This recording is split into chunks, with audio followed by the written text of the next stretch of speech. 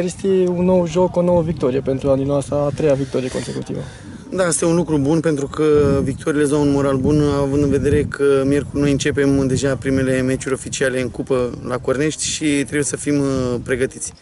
N-am pretenție să fie 100%, dar pe undeva avem de luat o revanșă față de meciul din cupă din sezonul trecut, când ne-a bătut aici și trebuie să ne prezentăm bine pentru că până la urmă reprezentăm în Liga 3. Să înțeleg că mergeți la victorie la Cornești. Da, pentru mine orice meci, că e amical, că e oficial și indiferent de adversar, ăsta e scopul meu, să câștig. Ce va urma pentru Aninoasa? Ce program aveți în perioada următoare? Mai avem încă două meciuri amicale stabilite, pe 11 și pe 12, cu Tunari și cu Petrolul Ploiești.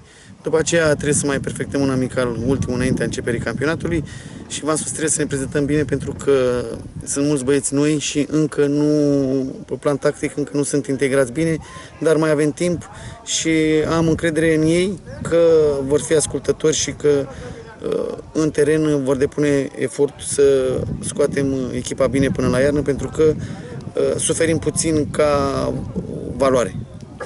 Totuși, echipa marchează destul de goluri. În fiecare joc ați marcat cel puțin 3 goluri. Da, spre deosebire de campionatul trecut, unde aveam ocazii multe și înscriam puțin, acum avem cam procentaj, așa să spun, 85%. Puține ratări, multe goluri. Ăsta e un lucru bun, un lucru care le dau încredere atacanților, un lucru care golurile aduc victorii.